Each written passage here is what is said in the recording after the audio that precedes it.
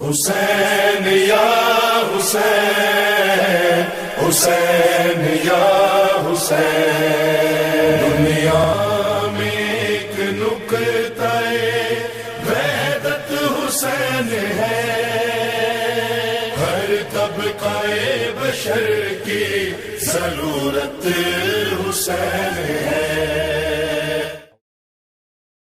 لا حول ولا قوة إلا بالله العلي العظيم، حسبنا الله ونعم الوكيل، نعم المولى ونعم النصير۔ أعوذ بالله من الشيطان الرجيم، بسم الله الرحمن الرحيم۔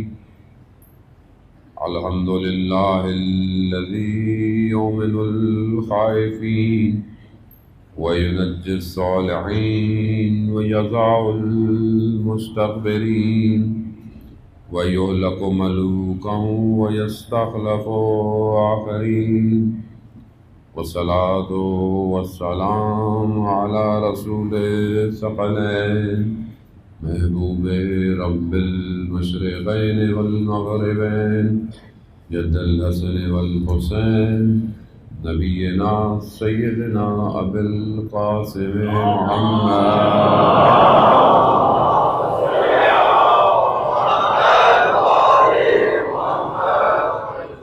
وآله الطيبين الطاهرين المعصومين، لا سيما بقية الله في الأرضين، وأرواحنا لتراب مقدمة الفداء، ولعنة الله على أعدائنا أجمعين۔ بسم الله الرحمن الرحيم، رب اشرح لي صدري ويسر لي أمري واحلل عقدة من لساني يفقهوا قولي، أما بعد فقد قال الله وتبارك وتعالى في كتاب الحكيم والقرآن المجيد، وما خلقت الجن والإنس إلا ليعبدون۔ صلوات بھیجے محمد والا۔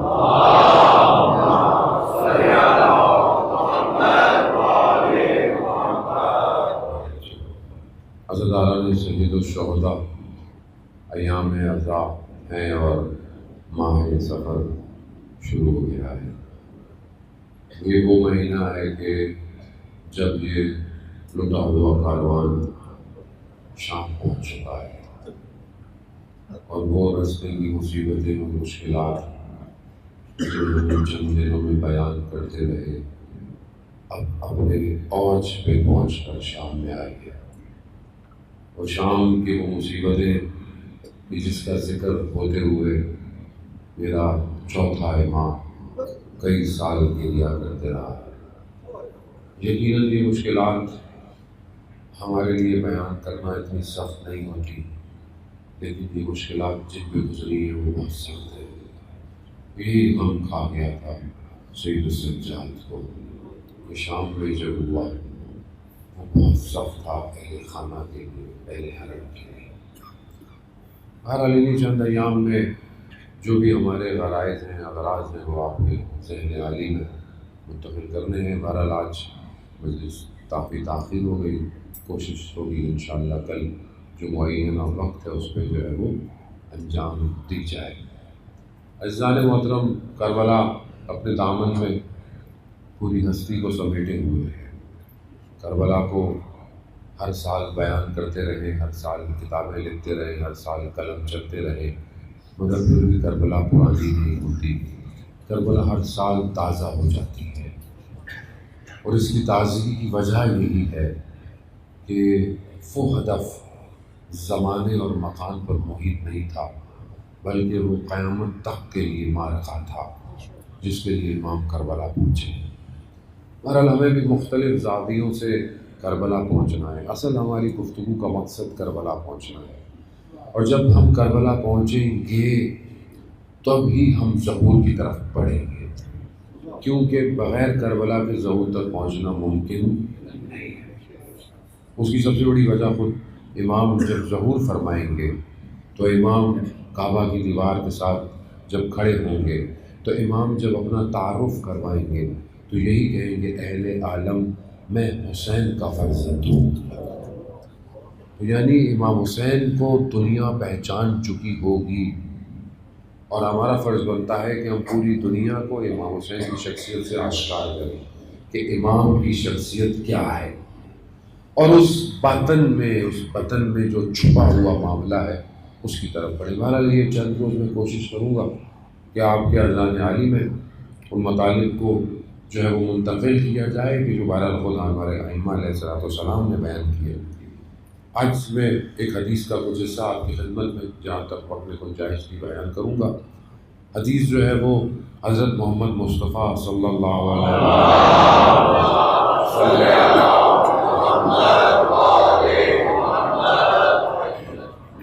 امام فرماتے ہیں کہ جس کے دل میں یا جس کے پاس ہماری اور اہل بیت کی محبت کا رزق ہوتا ہے، خدا اسے 10 دنیاوی اور 10 اخروی خصلتوں سے نوازتا ہے.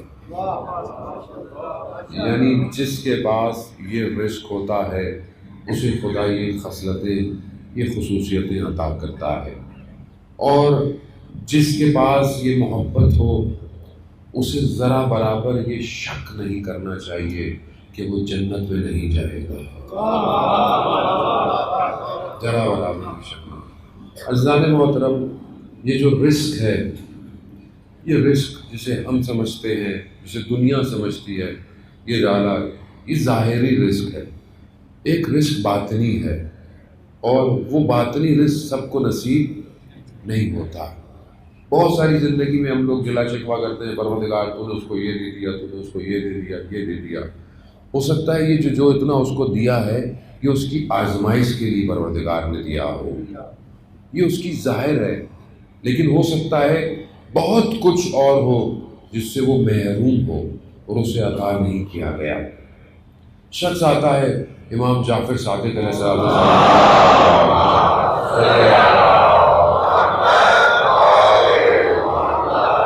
امام کی خدمت میں آتا ہے، امام سے کہتا ہے مولا مشکل میں ہوں، تنگ دستی ہے، فقر ہے.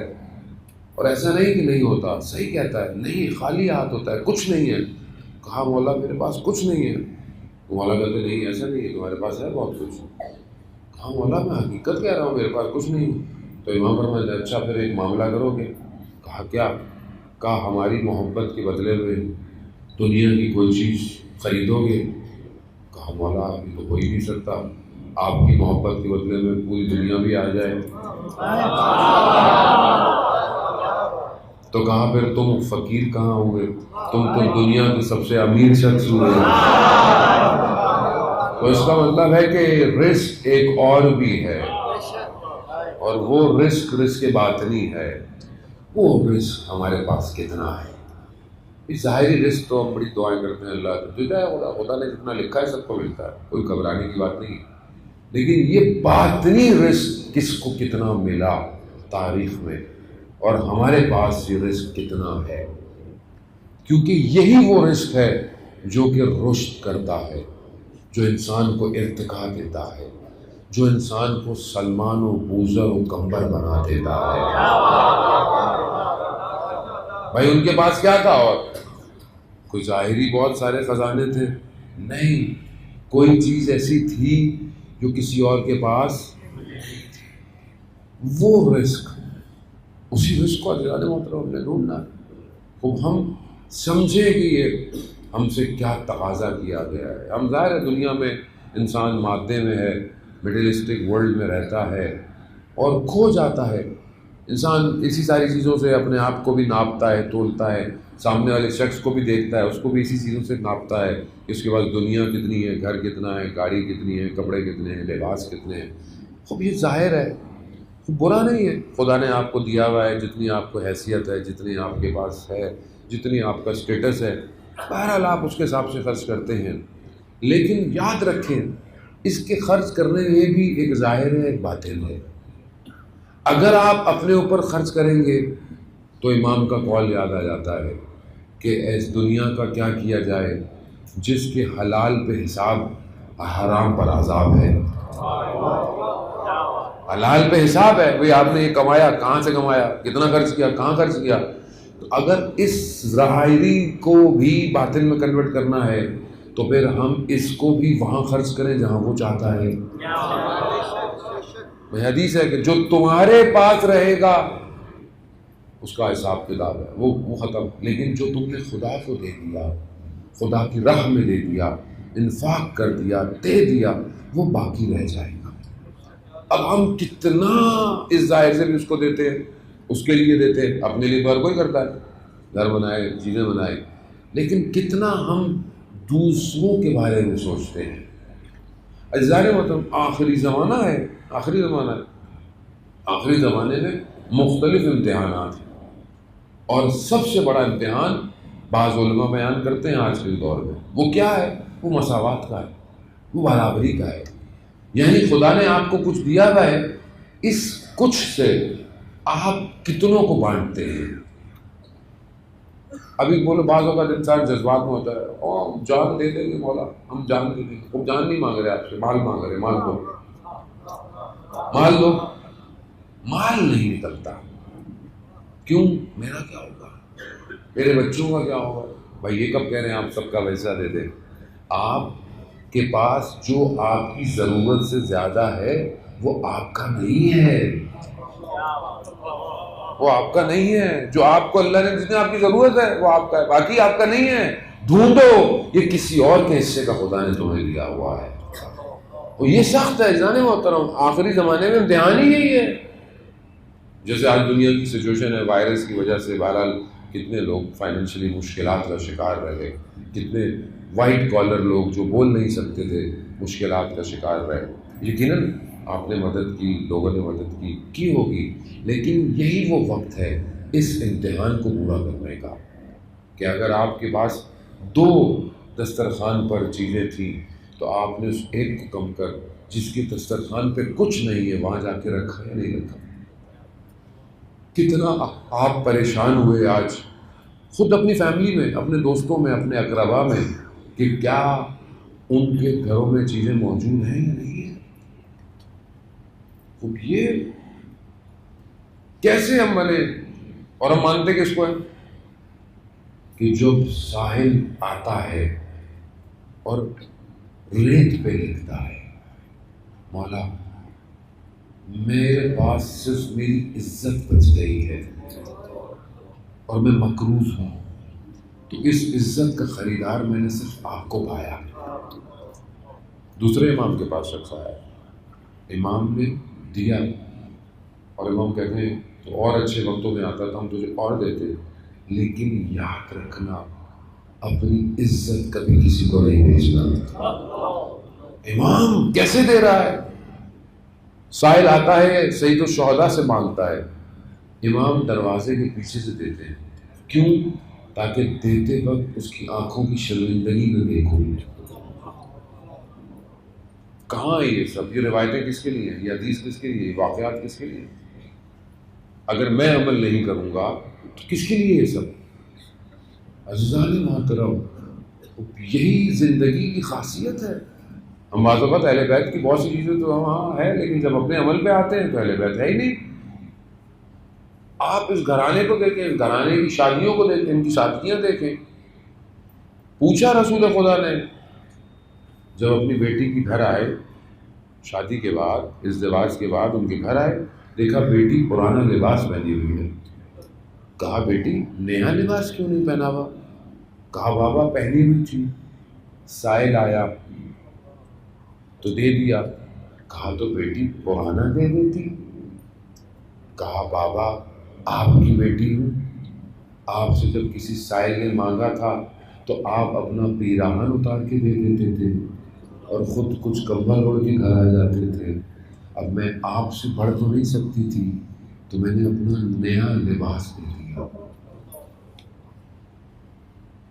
کہاں ہے یہ سیرت آج ہماری زندگی؟ عزیزان محترم، بڑی بڑی باتیں تو ایسے ہمیں کرنا نہیں آتی، ہم تو سادی سی باتیں کرتے ہیں. جب تک گھر وہ نہ ہو جیسا وہ چاہتے ہیں تو یہ محبت پیدا کیسے ہوگی؟ کیا کہا کہ جس کے دل میں ہماری محبت ہو، یہ ایسا رزق ہے جو دنیا کا کوئی رزق اس جیسا نہیں ہو۔ اور دوسرا واقعہ استاد بیان کرتے ہیں، حضرت موسیٰ علیہ السلام نے خدا سے کہا، خدا مجھے تیرا روئے زمین پر جو تیرا بہترین بندہ ہے تو مجھے وہ دکھا۔ خدا نے دکھایا، حضرت جبرائیل نے دیکھا ایک شخص جزام میں، بیماریوں میں مبتلا رکھا ہوا، خدا کا شکر کر رہا ہے، خدا کا شکر کر رہا ہے۔ یہ سمجھے کہ شاید پتہ نہیں کوئی ہوگا، پتہ نہیں اس کو کیا دیا ہوگا جو خدا کا بندہ ہو۔ اور اس پہ بھی حضرت جبرائیل نے کہا کہ میں اس کی آنکھیں لینے آیا ہوں، مریض ہے، بیمار ہے، سب مشکلات ہیں، اور خدا کو کہہ رہا ہے خدا تو بہترین فیصلہ کرنے والا، خدا تیرا شکر۔ جبرائیل نے آنکھیں لے لی، اس پہ بھی اور شکر کیے جا رہا ہے۔ حضرت موسیٰ کہنے لگے کیا معاملہ ہے، تم مجھے بتاؤ، میں مستجاب، میں مستجاب الدعویٰ ہوں، میں جو دعا کرتا ہوں پوری ہوتی ہے، تمہاری کیا مشکل ہے؟ کہا مجھے کوئی مشکل نہیں ہے، میں راضی ہوں جس پر میرا رب راضی ہے۔ کیا ہے؟ یعنی وہ رزق، رضا کا وجہ کیا ہے؟ ایسی کیا چیز ہے جو تیرے پاس ہے جو تو اتنا شکر کرتا ہے کیا تیرے پاس؟ کہا کہ اس پورے دیہات میں کوئی بھی خدا کو نہیں مانتا، خدا نے اپنی محبت صرف مجھے دی ہے۔ اللہ اکبر، یا رسول اللہ،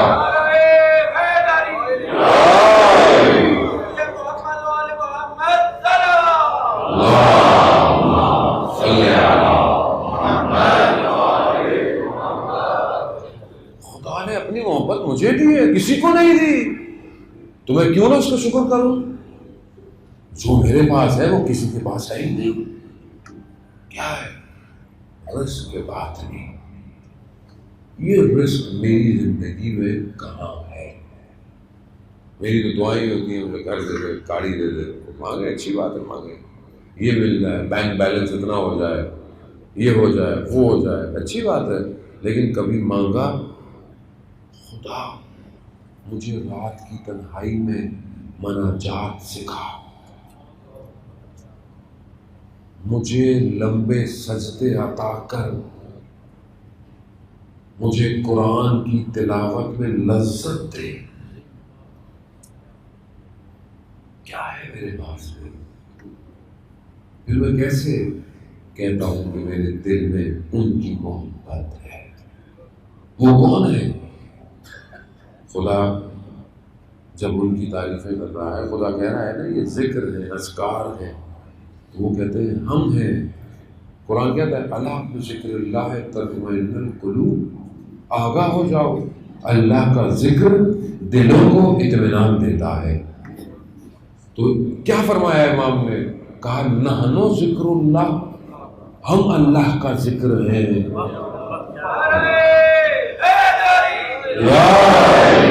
ہم اللہ کا ذکر ہے، یعنی ہمارا ذکر کرو گے دلوں کو اطمینان ملے گا۔ لیکن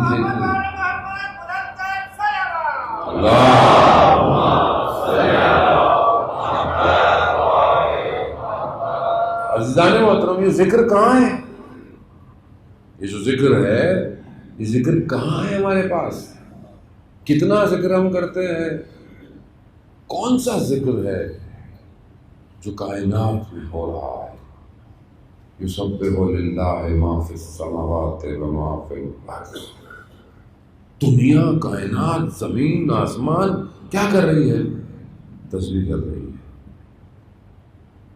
کس کی تسبیح کر رہی ہے؟ خدا کی۔ کس نے سکھائی؟ نہج البلاغہ میں امیر المومنین علی بن ابی طالب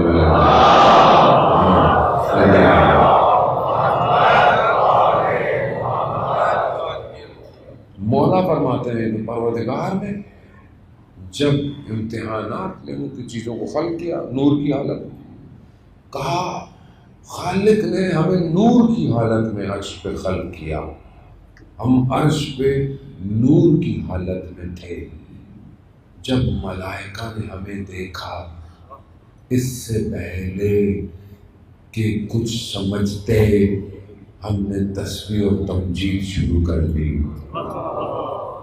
ہماری تسبیح کو دیکھ کر ملائکہ نے تسبیحاں پڑھنا شروع کی.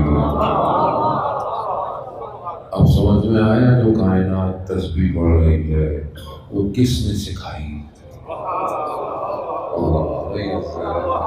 جناب علی ابن ابی طالب علیہ السلام بلند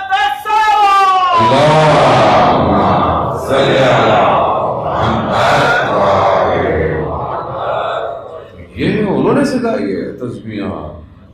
آیت اللہ قاضی رضوان اللہ تعالیٰ علیہ فرماتے ہیں کہ اپنی زندگی کے اس میں کہ تہجد کی نماز پڑھنے نجف میں تھوڑا باہر نکل جاتے تھے نخلستان کی طرف اور 1 گھنٹہ تہجد پڑھا کرتے تھے اور کہتے تھے کہ جب میں نماز پڑھتا تھا تو دنیا منقطع ہو جاتی ہے، جو میرے اطراف ہے وہ سب تعلق ختم ہو جاتا ہے اور جو کائنات میں ذکر ہو رہا ہے وہ مجھے سنائی دیتا تھا.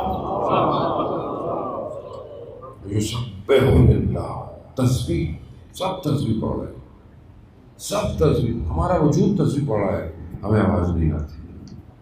ہمارا قلب، ہماری رگیں، ہمارا ہر چیز تسبیح پڑھ رہی ہے، پتھر پتے ہر چیز تسبیح پڑھ رہی ہے، ہمیں نہیں آتی آواز. کیوں؟ کیونکہ ہم غافل ہیں. میں اپنی بات کر رہا ہوں، آپ کو نہیں. ہمارے استاد کہتے ہیں کہ ایک شخص کا، اس کا دوست کہیں جاتا تھا ذکر سیکھنے اپنے استاد کے پاس، تو اس نے کہا میں بھی جاؤں گا. کہا تمہاری سمجھ میں نہیں آئے گا درس. کہا نہیں میں جاؤں گا. زبردستی چلا گیا. درس میں بیٹھے رہے، 5 منٹ گزرے، 10 minute, 15 minute, 20 minute, 25 minute, 30 minute. دیکھا کوئی کچھ بول ہی نہیں رہا، سب خاموش بیٹھے ہوئے. کہہ رہا یہ کیسا درس تھا، بڑا عجیب سا. درس ختم ہو گیا، باہر نکلے. وہ جو استاد تھے وہ آگے آگے جا رہے تھے، یہ بھی اسی راستے پہ چلا. تھوڑی دیر چلا، اس نے دیکھا کہ کنارے پر سڑک کے جو پتے ہیں وہ تسبیحاں پڑھ رہے ہیں. تو استاد نے مڑ کے کہا ابھی بھی کسی اور درس کی ضرورت ہے؟ یعنی حجابات کو ہٹا دیا. عزیزان محترم، ہم حجاب پہ گھرے ہوئے، کیا کریں کہ یہ حجاب ہٹے، ہمیں بھی یہ تسبیح آواز آئے، ہمیں بھی تو تسبیح سنائی دے، ہمیں بھی یہ ذکر سنائی دے نا جو کائنات میں ہو رہا ہے. ایسے ہی مر جائیں گے، بغیر ذکر سنے مر جائیں گے، کہاں جائیں گے؟ وہاں معاملہ کچھ اور ہے، وہاں بھی معاملہ ایسا نہیں ہے، وہاں معاملہ اس سے خطرناک ہے. اگر یہاں ذکر سمجھ میں نہیں آیا تو وہاں تو ویسے ہی کچھ نہیں ہے. رجب علی خیاط کہتے ہیں میں قبرستان گیا، اور رجب علی خیاط آپ کو پتہ ہے عالم برزخ کھلا ہوا تھا.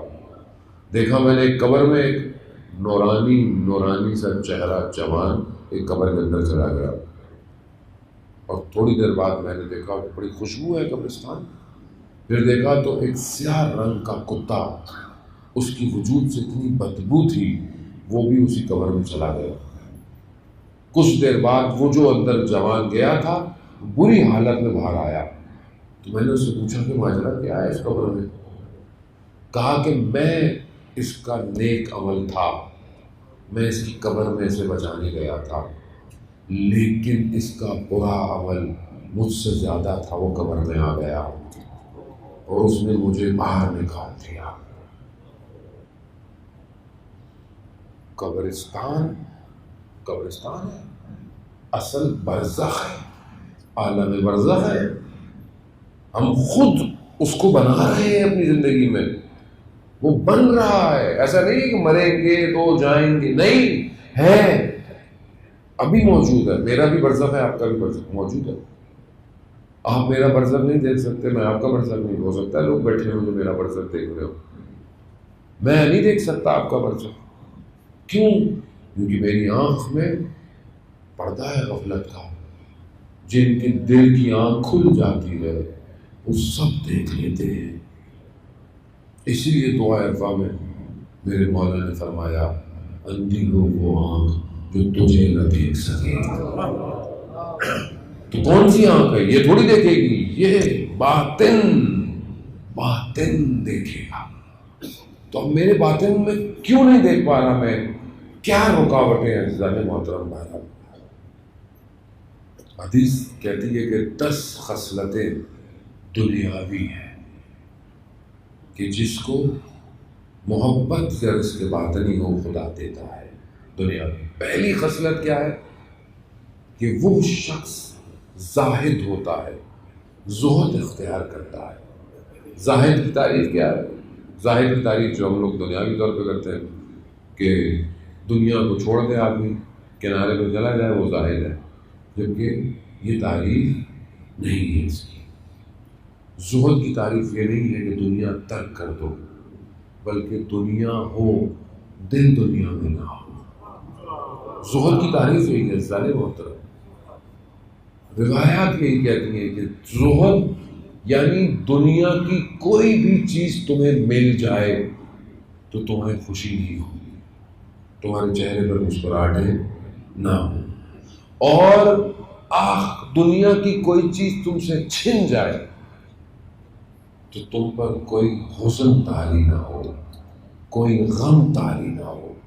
اب ہم اپنی زندگی میں دیکھیں، اب ظاہر لفظوں سے تو نہیں، ہمارا جب تک ہم اپنے آپ پر اپلائی نہیں کریں گے۔ اب ہم اپنی زندگی میں دیکھیں، ہمیں جب کچھ ملتا ہے ہماری حالت کیا ہوتی ہے؟ ہمیں جب کچھ ملتا ہے ہماری حالت کیا ہوتی ہے؟ کوئی اچھی چیز مل گئی، کوئی زیادہ پیسے مل گئے، کوئی اچھا کپڑا مل گیا، کتنے خوش ہوتے ہیں۔ اور جب کھو جائے کوئی چیز، چھن جائے کوئی چیز، تو کتنا غم ہوتا ہے۔ نوکری چلی گئی، موبائل کھو گیا، کھویا نہیں، اسکرین ٹوٹ گئی گاڑی، پھر کیا ہوتا ہے؟ کتنا انسان جڑا ہوا ہے، اٹیچ کتنا ہے۔ دنیا ہے نا بھائی، دنیا یہی ہے آج کل، تو دنیا یہی ہے، سب کچھ کانٹیکٹ چلے گئے، سب اڑ گئے۔ کیوں؟ دل نہیں ہے۔ اب جب دل اس سے نہیں چھوٹ رہا تو جان سے کیسے چھوٹے گا؟ یہی ٹوٹنے میں دل ٹوٹ جاتا ہے۔ کیسے ہم آپ بتائیں نا، کہ اس کا مطلب ہے کہ ہم ابھی تعریفوں کو سمجھ نہیں پائے۔ مجھے بتائیں، تھوڑی سی گفتگو تھوڑی سی مشکل ہے، آپ بہت گفتگو سنتے رہتے ہیں، اور اب ظاہر ہے جو گفتگو میں وہاں کر رہا ہوں وہ تو یہاں نہیں کر سکتا، کیونکہ بہت سارے لوگ میں نے دیکھا یہاں آئے ہوئے ریپیٹ بھی نہیں کر سکتا، یہ بڑی مشکل ہے۔ وہ پڑھوں گا، بولے مولانا نے وہاں بھی پڑھا تھا، تو یہاں کچھ اور ہی پڑھنا ہے یار، میں نے ظاہر ہے۔ تو اب یہاں فلیور الگ ہے، وہاں فلیور الگ ہے، تو الگ الگ فلیور آپ کو سننے ہیں، آپ ادھر بھی آئیں ادھر بھی ہیں، مجھے تو کوئی فرق نہیں پڑے گا۔ صلوات بھیجتے محمد وعلی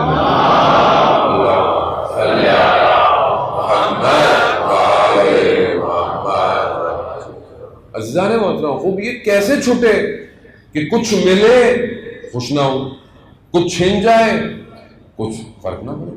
یہ ہے زاہد۔ زاہد اسے کہتے ہیں، اور یہ زاہد تقوی کی فارم ہے۔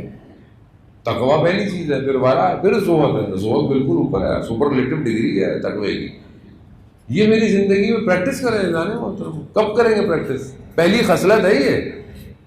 آپ سمجھے نہیں، میں آپ کو لا کے پھنسانا کا چاہ رہا ہوں۔ جس کے دل میں اہل بیت کی محبت ہوتی ہے، خدا اس کو 10 دنیاوی خصلتیں دیتا ہے۔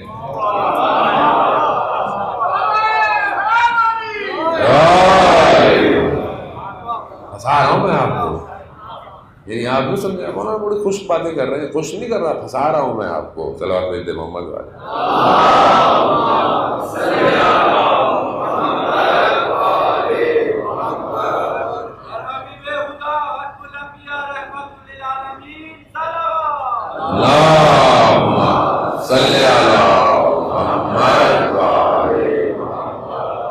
یعنی جس کے دل میں یہ رزق باطنی ہے اسے 10 خصلتیں دنیاوی، پہلی خصلت زہد ہے پہلی ہی نہیں، تو اس کا کیا مطلب ہے؟ ابھی میں تو نہیں کہہ سکتا خدا نہ خواستہ ہی، تو اس کا مطلب ہے کہ مجھے صحیح ہونا ہے، مجھے ٹیوننگ کرنی ہے کہ کہیں گڑبڑ ہے، کہیں مشکل ہے؟ میں صحیح نہیں کروں کون صحیح کرے گا؟ کہاں صحیح کرے گا؟ کون صحیح کرے گا؟ تو ہمارے پاس تو دیکھیں کوئی اور در ہے نہیں سوائے اسی در کے، تو پھر ہم اسی در پہ چلیں، آپ ہی لے کے جائیں۔ یہی کہا نا کہ جس کو یہ سب مل جائے اور جس کو محبت ہو اسے شک نہیں کرنا چاہیے کہ وہ جنت نہیں جائے گا۔ تو جنت کہاں جائے؟ تو کہا وہ جو حرم ہے سید الشہداء کا، اس کا ایک حصہ ایسا ہے جو خود بہشت ہے،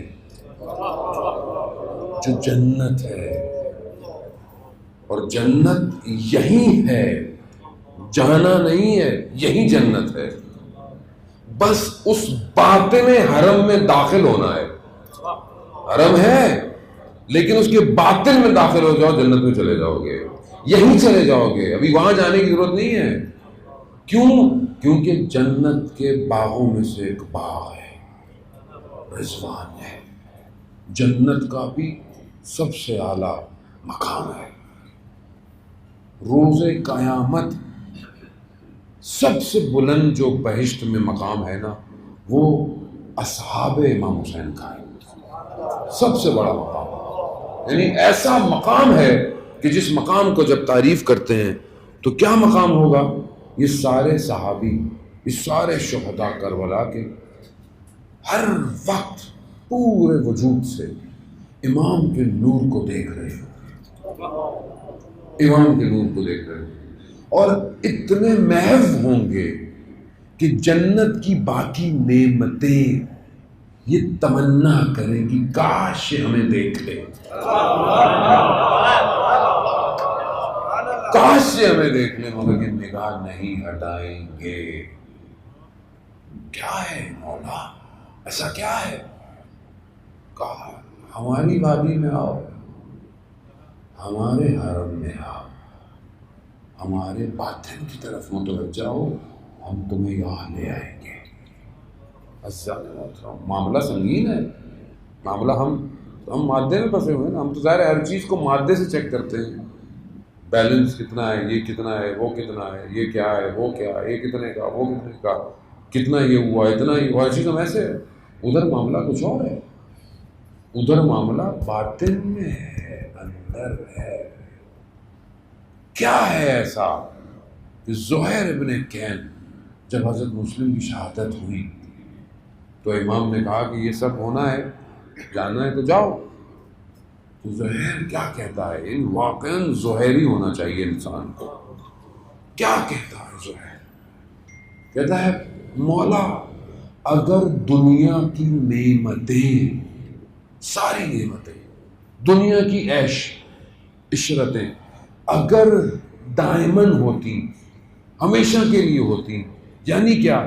یعنی کبھی بڑھاپا نہیں آتا، کبھی بیماری نہیں آتی، کبھی جوانی ختم نہ ہوتی، کبھی کوئی جوان بچہ نہ مرتا، کبھی مال ختم نہیں ہوتا، یعنی جتنی عیشیں ہیں ہر وقت رہتی، تو بھی ہم آپ کو چھوڑ کر نہیں جاتے۔ عظمت سرکار سید الشہداء حضرت امام علی مقام حضرت امام حسین سید شباب اہل الجنہ، بلند سلام۔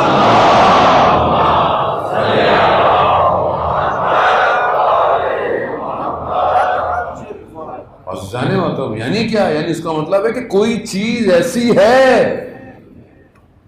جو مل جائے تو جو بھی دنیا میں ہو، ادھر ہو ادھر ہو، اس عالم میں ہو، نہیں چاہیے، امام چاہیے، امام۔ یہ ہے کربلا، یہ لے کے جاتے ہیں، یہ لے کے آتے ہیں۔ کیا تھے پہلے؟ کو بڑے بڑے لوگ تھے؟ نہیں، جیسے بھی تھے، جب یہاں آئے تو پھر سلام کر رہے ہیں ہم لوگ، السلام علی الحسین وعلی علی ابن الحسین وعلی اصحاب الحسین وعلی اولاد الحسین۔ کیوں؟ یعنی کچھ ایسا کیا ہے کہ ساری خصلتیں اپنے اندر جمع کر دی۔ کربلا اس لیے منائی جاتی ہے، عزاداری اس لیے کی جاتی ہے، اس لیے ماتم گریا، مرثیہ، سلام، مجلس، کیوں؟ اس وادی میں آؤ، اس وادی میں جب آؤ گے تو خدا خود تمہیں ویسا بنا دے گا جیسا وہ چاہتا ہے، ایسا وہ چاہتا ہے۔ خوب یہاں مقام رضوان ہے، یہاں مقام رضا ہے۔ آپ علماء کی زندگیوں میں دیکھیں کیا مقام ملے ان کو۔ آیت اللہ عظمیٰ بہجت کہ تہجد کی نماز میں اور نجف کے روزے میں، فطر میں، قنوت میں دعائے ابو حمزہ پڑھ رہے ہیں، دعائے ابو حمزہ پڑھ رہے ہیں قنوت میں۔ کیسے پڑھ رہے ہیں؟ یہاں تو پورے رمضان میں نہیں پڑھی جاتی۔ کیا اس کا مطلب ہے کوئی رزق ہے جو عطا ہوتا ہے جو ہمیں نہیں ملا ابھی تک؟ کیوں نہیں ڈھونڈتے ہم ان دنوں میں؟ کیوں نہیں ڈھونڈتے؟ یہ دن وہی ہے جب وہ عطا کرتے ہیں، ہم پتہ نہیں کن چیزوں میں لگ جاتے ہیں، ادھر کی باتیں ادھر کی باتیں ادھر کی باتیں۔ یہ سب اس لیے ہے کہ اس رزق سے دور کرو۔ اگر یہ پہنچ گئے کربلا تو ان کا آخری ظہور کر جائے گا۔ یہی ہے، وہ اس لیے ہمیں کربلا نہیں پہنچنے دے رہے۔ کیوں؟ کیونکہ آخری تبھی آئے گا جب یہ کربلا سمجھ جائیں گے، جب انہیں پتہ چل جائے گا کہ امام ہی سب کچھ ہے، امام پر جان قربان کرنی ہے، مال بے ابی انتا و امی روحی لقل فدا۔ جب ہم سب قربان کریں گے تو امام آئے گا، اور یہ امام تک نہیں پہنچنے دے رہے۔ اسی وجہ سے سمجھیں اس باطن رزق کو کہ وہ دعائیں، وہ مناجات ہماری زندگی میں کہاں ہیں، اور وہ تنہائی، وہ خلوت کہاں ہے۔ آج دنیا آپ کے سامنے، آج دنیا جہاں یہ وائرس نے دنیا میں، خدا کرے کہ یہ وبا انسانیت سے دور ہو، لیکن بہرحال یہ عالمی سازش ہے۔ جس طرح بہرحال کانسپریسی تھیوری ساری اپنی جگہ پر ہیں، لیکن بہرحال اتنی جلدی پوری دنیا کو لاک ڈاؤن کرنا آسان نہیں تھا جیسے انہوں نے کیا ہے۔ پورے 4 بلین لوگوں کو 7 میں سے 4-6 بلین کو لاک ڈاؤن کر دیا، گھروں میں بٹھا دیا، گھروں میں بیٹھ جاؤ، کہیں کرفیو لگ گئے، کہیں کیا ہو گیا، فائن ہو گیا۔ کیوں کیا انہوں نے ایسا؟ تاکہ جب تم گھروں میں بیٹھو گے تو پھر ہم سائبر ورلڈ سے تمہارے ذہنوں پہ حکمرانی کریں۔ سب آن لائن، کام بھی آن لائن، پڑھائی بھی آن لائن، ہر چیز آن لائن۔ کتنا آدمی پڑھتا ہے، کتنا باقی چیزیں دیکھی، کتنا یوٹیوب کا یوزر بڑھا ہے اس لاک ڈاؤن میں، کتنے نیٹ فلکس کے یوزر بڑھے ہیں اس لاک ڈاؤن میں، کتنا ڈیٹا ڈاؤن لوڈ ہوا ہے۔ سب کو سمیٹ دو اور اپنی مرضی سے ان کے اوپر حکمرانی کرو، حکمرانی کرنا جیسا دل چاہے۔ ہمیں کیا پتا سڑکوں میں اٹلی میں کیا ہوا، اٹلی میں کتنے لوگ مرے، کتنے مرے، ہمیں کیا پتا، سب گھروں کے اندر تھے۔ جو یہ خود دکھائیں گے آپ کو ماننا ہے، جو آپ دکھائیں۔ ووہان میں وائرس پھوٹا، ٹھیک ہے، برابر والے صوبے تک نہیں گیا، دنیا کی پھیل گیا، اس صوبے میں اس صوبے میں، ادھر ادھر ادھر ادھر، وہاں سے دوسرے تک نہیں گیا۔ کیوں نہیں گیا؟ یا بتایا نہیں ہمیں، یا ہمیں پتہ نہیں چلا؟ گیم سارا انہوں نے پوری دنیا میں پلٹا دیا۔ کیسے؟ میڈیا کی اپنی مرضی ہے، جو دل چاہے سے آئے، جیسے دل چاہے ہوتا ہے۔ بند کر دو، بارڈر بند کر دو، کوئی آئے نہ کوئی جائے۔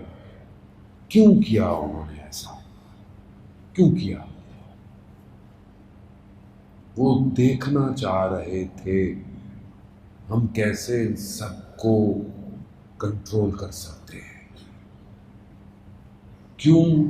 کیونکہ وہ جانتے ہیں کوئی ایک آنے والا ہے، کوئی ایک آنے والا ہے۔ ان کو کیسے روکیں گے اس تک پہنچنے کے لیے؟ کتنی گھبراہٹ تھی انہیں 40 امام حسین پر کہ 61 ہجری میں ایک آیا تھا کربلا، 3 کروڑ لوگ اس کے لیے جا رہے ہیں دنیا سے، کروڑوں کی تعداد۔ کس کے لیے؟ 61 ہجری میں ایک آیا تھا، اور وہ جو آج کا ہے اگر وہ آ گیا تو یہ کتنے کروڑ اس کے پیچھے جائیں گے؟ مشروطیت قائم آل محمد بلند الصلوات.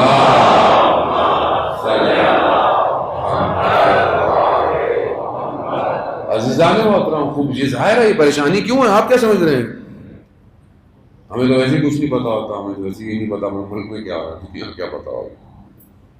گیم بہت بڑا ہے، بہت بڑا ہے. یہ نہیں کہ بیماری نہیں ہے، آپ لوگ بولے بیماری نہیں، بیماری اپنی جگہ پہ ہے بیماری، لوگوں کو ڈیتھ ہوئی ہے، اپنا خیال کریں جتنا ہو سکتا ہے. لیکن بنایا کیا، سسٹم کیا ڈیزائن دیا، پروٹوکول کون دیتا ہے؟ کبھی یہ ماسک نہیں پہنو، کبھی یہ ماسک پہنو، کبھی ہاتھوں کی اتنی درد ہو، کبھی نہیں دھو، کبھی یوں نہیں جاؤ، کبھی یہ نہیں کرو. کون کہہ رہا ہے؟ کس نے دیے پروٹوکول سارے آپ کو؟ کون دے رہا ہے؟ وینٹیلیٹر آخری ٹائم ہوتا ہے جب بندہ مر رہا ہوتا ہے. انہوں نے پہلی وینٹیلیٹر پہ چڑھا دیا ساروں کو. گیم بہت بڑا ہے، جانتے ہیں کیسے روکیں اس کو. یہ اسی کی تو تیاری ہے. یہ جو تعلقات بہتر کر رہے ہیں آس پاس، یہ اسی کی تیاری ہے. کیوں؟ کیونکہ ان کو پتا ہے کہ وہ کہاں آئے گا، وہ کہاں آئے گا. عزیزان محترم، ہماری کیا ذمہ داری ہے؟ دیکھتے رہیں، خالی ٹی وی دیکھتے رہیں، خبریں دیکھتے رہیں، سو جائیں جا کر بس. تو کام کون کرے گا؟ کس نے کربلا سے اٹھے گا؟ کون کربلا سے؟ کون اپنے اندر ان خصلتوں کو ایجاد کرے گا جو آخری کے اصحاب میں ہونی چاہیے؟ کیسے ہوگا شخص؟ آیت اللہ عثمان بحیثیت بیان کرتے ہیں کہ تبریز کا مدرسہ تھا، وہاں پر ایک طالب علم کہتا ہے کہ میں نے رات کو اٹھا تو میں نے دیکھا کہ کمرے سے نا ایک روشنی، ایک نور آ رہا ہے، اور وہ جو مدرسے میں کام کرتا تھا اس کا کمرہ ہے، لیکن نور اس کے کمرے کا نہیں تھا، کوئی اور ہو، اور وہ باتیں کر رہا ہے لیکن دوسری آواز مجھے نہیں آئی. کہا جب وہ روشنی ختم ہو گئی تو میں نے اس سے پوچھا کون تھا؟ اس نے بتایا نہیں، وہ ویسے ہی بہت کم بولتا تھا. میں نے کہا بتاؤ کیا ماجرا ہے؟ نہیں بتایا اس نے. کہا اگر نہیں بتایا تو میں شور مچاؤں گا، طالب علم آ جائیں گے سارے. کہا اچھا ایک شرط پہ. کہا کیا؟ کہا جمعے تک کسی کو کچھ نہیں بتانا. کہا کیوں؟ کہا کہ امام کے ساتھ کچھ لوگ ہوتے ہیں، ایک کا انتقال ہو گیا ہے اور امام نے مجھے کہا ہے کہ تم ہم سے آ کے مل جاؤ. سادہ سا شخص. کہا جمعے کو میں چلا جاؤں گا لیکن بتانا نہیں. کہتا میں اس کو دیکھتا رہا 1-2 دن، کوئی کام ایسا خاص کر، کوئی سادے سے کام، ویسی زندگی. جمعے کو اپنے لباس اس نے دھویا اور اچانک سے زور میں غائب ہو گیا. میں نے شور مچایا، سب آ گئے. میں نے کہا وہ نہیں ہے، چلا گیا. کہا کہیں باہر گیا ہوگا، ادھر گیا ہوگا. کہا نہیں. کہا وہ گیا، بلا لیا اسے امام نے. ہمیں کب بلائیں گے؟ آیا میں جانا بھی چاہتا ہوں یا نہیں جانا چاہتا؟ کبھی میں نے اپنے آپ کو اس قابل سوچا کہ مجھے امام بلائیں یا امام مجھ سے ملنے ہیں، میں امام کی زیارت کروں، میں امام کو دیکھوں؟ کبھی میں امام کی طرف متوجہ ہوا؟ کبھی کیوں؟ یعنی میں زندگی میں متوجہ ہوں امام کی طرف یا نہیں؟ میں کتنا امام کو یاد کرتا ہوں ظالم ہوتا. یا لیتنی کنت معکم، کاش آپ کے ساتھ ہوتے کامیاب ہو جاتے، کاش ان کے ساتھ ہوتے. اچھی بات ہے، بولنا بھی چاہیے، روایت بھی ہے. لیکن اگر امام ہے تو اس کے لیے کیوں نہیں کاش کرتے؟ اس کے لیے کیوں نہیں کرتے؟ کاش مولا آپ مجھے نظر آ جائیں، کاش مولا میں آپ کے پاس چلا جاؤں. کیسے جاؤں؟ میں تو پھنسا ہوا ہوں ظالم محترم، اپنی زندگی میں پھنسا ہوا ہوں.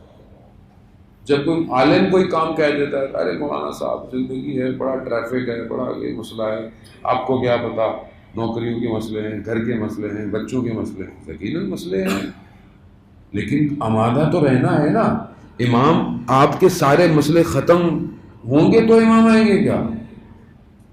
آپ کا مسئلہ ختم ہوگا تو ان کا شروع ہو جائے گا، ان کا ختم ہوگا تو ان کا شروع ہو جائے گا. تو کیا مطلب امام ہی نہیں آئے؟ کب آئیں گے امام؟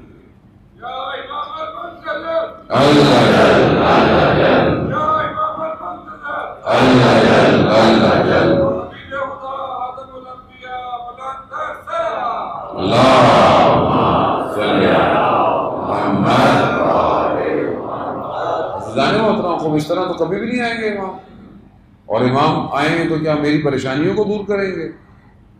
میں امام کو کیوں بلاؤں کہ میری مشکل حل ہو جائے؟ اس لیے کیا دنیا کی مشکل حل ہو؟ میں تو اپنی مشکلات کے لیے بلاؤں گا نا، میرا مسئلہ حل کریں مولا، مجھے اس سے کیا دنیا والوں کا؟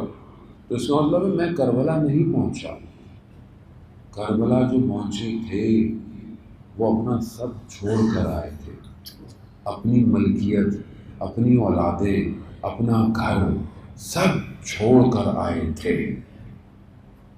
لینے کچھ نہیں آئے تھے، دینے آئے تھے۔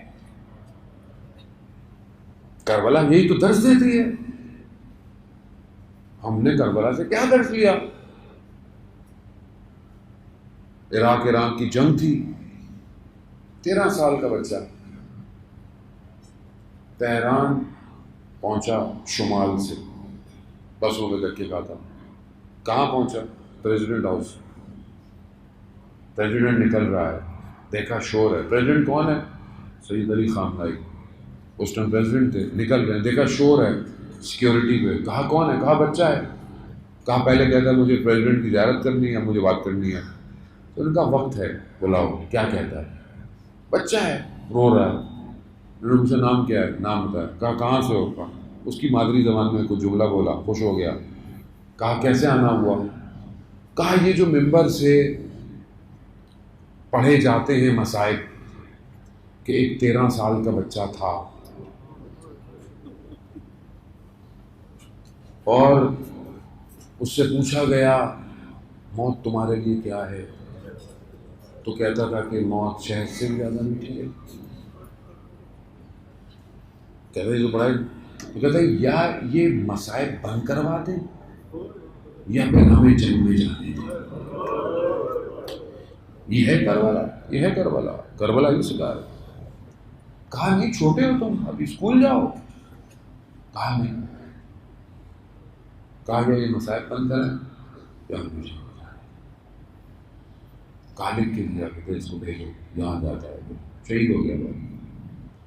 یہ ہے کربلا، 13 سال کا بچہ، شب عاشورہ، جب سب کو ان کے مقام دکھا دیے تو یہ بھی ایک کونے میں بیٹھا ہے، منتظر ہے کہ میری بھی باری آئے۔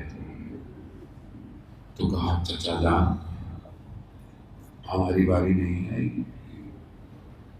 کہا نہیں۔ قاسم تم کیا؟ علی اصغر بھی جائے گا۔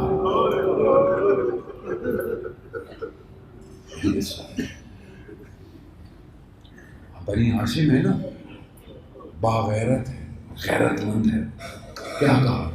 کہا چچا جان یہ لائن خیموں تک آ جائیں گے؟ کہا ہے قاسم ہم خود علی اصغر کو لے گئے۔ تو چچا نے پوچھا قاسم موت آپ کے لیے کیا ہے؟ بچہ بنی ہاشم کا جوان ہے، امام حسن کی اولاد ہے، ایسے نہیں کہا جملہ خامخواہ، کہا موت ہمارے لیے شہد سے بھی زیادہ میٹھی ہے۔ حقیقت ہے اس جملے میں، سمجھے اس جملے کو جو سمجھ گیا وہ قاسم کو سمجھ گیا۔ روز عاشورہ آئی، ایک ایک کر کے گئے، آتے گئے جاتے گئے، یہ بھی بے چین ہے، جب جاتا ہے میری باری اجازت نہیں ملتی واپس، پھر گیا اجازت نہیں، خیمے میں آیا، ماں نے دیکھا، کہا قاسم کیا ہوا ابھی تک تم گئے نہیں؟ کہا کیا کروں چچا جان ہی نہیں گئے۔ ماں کو یاد آیا کہ جب قاسم چھوٹا سا تھا اور امام حسن کا آخری وقت تھا تو سب کو باہر بھیج کر کہا تھا کہ قاسم کو بلاؤ، اور ایک تعویذ لکھا اور قاسم کو دیا، کہا کہ جب بہت مشکل آئے تو اسے کھول لینا۔ قاسم نے کہا اس سے بڑی مشکل تو کوئی نہیں ہوگی۔ قاسم 13 سال کا جوان ہے نا، 13-14 سال، تو ساری زندگی امام حسن امام حسین نے اور حضرت عباس نے اس بھتیجے کو ایسے پالا، کبھی مشکل نہیں ہے. لیکن آج اس نے دیکھا کہ یہ وہ دن ہے، اس سے بڑی مشکل نہیں ہو سکتی. کھولا، کیا دیکھا؟ کہا بابا کا خط. بابا نے لکھا، کہا قاسم جب دیکھنا تمہارے چچا کو اللہ اور رسول کے دشمن گھیر لے تو تم ان کا ساتھ دینا، اور اگر وہ اجازت نہ دے تو اتنا ان کے پاس جانا کہ وہ اجازت دے دے. ادب سکھا رہے، اتنا ان کے پاس جانا. ہاں زیادہ اب جب قاسم نے خط دیکھا نا، قاسم کے چہرے کا رنگ ہی بدل گیا. یعنی قاسم کو سمجھ میں آ گیا. اب قاسم کے کہتے ہیں چلنے کا طریقہ بھی بدل گیا. جب امام نے دیکھا نا قاسم آ رہا ہے، امام سمجھ گئے. امام سمجھ گئے کہ قاسم آخر دفعہ قاسم کہاں سے چل رہا بابو. نہیں پتا عزیزان محترم، علماء پڑھتے ہیں، بیان کرتے ہیں کہ جب دیکھا ہوگا نا اپنے بھائی کا خط تو امام حسین کو بھائی یاد بڑا آیا ہوگا. بڑا یاد کیا یاد آیا ہوگا؟ کچھ یاد آیا نہ ہو مدینہ کا جلا ہوا دروازہ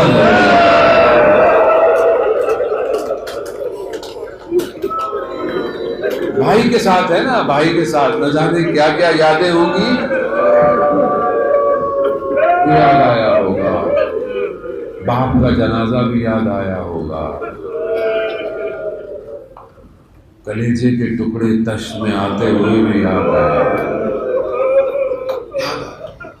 مقتل کہتا ہے قاسم کو اتنا گلے لگایا اور دونوں چچا بھتیجے اتنا روئے بےہوش ہو گئے. مقتل کے جملے ہیں عزیزان محترم، اتنا گریہ کیا بےہوش ہو گئے. اللہ، کیوں؟ بھائی کی نشانی ہے، بھائی کی نشانی ہے. ہاں داداران محترم، قاسم تیار ہوئے، گھوڑے پر بیٹھے. اتنا جوان ہے کہ سوار کرایا گیا. نازک ہے نا، چھوٹا جوان ہے، بنی ہاشم کا چراغ ہے، بدن پہ ذرا نہیں آ سکتی تھی. ایسے ہی گیا قاسم. لیکن حسن کی اولاد ہے، علی کا پوتا ہے، لڑا. عزیزان محترم، آپ سنتے رہتے ہیں مسائل میں، آپ کو زیادہ مزاحم نہیں ہوگا. لڑ کے تھک گیا. انہوں نے ہمیشہ بنی ہاشم کے جوانوں کو نا دھوکے سے مارا، سامنے نہیں مار سکتے، انہوں نے دھوکے سے مارا. یہی قاسم کے ساتھ کیا. کہتے ہیں کہ تلوار لگی، کہیں تیر لگا، قاسم توازن برقرار نہ رکھ پائے. قاسم کہتے ہیں کہ زین سے زمین پہ آئے. جب اس نے لائن میں وار کیا تھا نا، جس نے، اس نے چاہا کہ یہ جو گر رہے ہیں میں ان کی گردن جدا کروں. جیسے ہی بڑا امام حسین تیزی سے پہنچے. جیسے ہی پہنچے نا، اس لائن کا بازو قلم کیا. جب بازو قلم ہوا نا تو اس نے شور مچایا، بچاؤ بچاؤ. اس کے شور کی وجہ سے دشمن کے گھوڑوں میں بھگدڑ مچ گئی. بس میں نے پڑھ لیا، بھگدڑ مچ گئی. ادھر کے گھوڑے ادھر کے گھوڑے ادھر. جب یہ دھواں سمٹا، اللہ، دھواں جب سمٹا تو قاسم کو دیکھا، دائیں پسلیاں بائیں، پسیاں مقتل کہتا ہے امام حسین پہنچے، قاسم کے بدن پر کہا بیٹا قاسم چچا کے لیے کتنا سخت ہے کہ آپ بلائیں اور میں نہ آ پاؤں۔ ہاں قاسم کے جنازے کو اٹھایا، مقتل کہتا ہے ایسا سینے سے لگایا کہ ٹانگیں زمینوں میں جا رہی ہیں۔ ہاں بس میں ایک جملہ کہوں گا عزاداران محترم، آپ نے سنا نا کہ جب یہ بدن گرا ہے تو گھوڑے ادھر سے ادھر ہوئے ہیں، یہ بدن وہ ہے کہ جب عصر عاشوراء دوبارہ گھوڑوں کی نالوں کو تیز کیا گیا تو ایک ماں کو نہ بتایا گیا کہ کہیں اسے خبر نہ ملے کہ یہ میرے بیٹے کا بدن تو وہ بدن ہے جو 2 دفعہ پامال ہو رہا ہے۔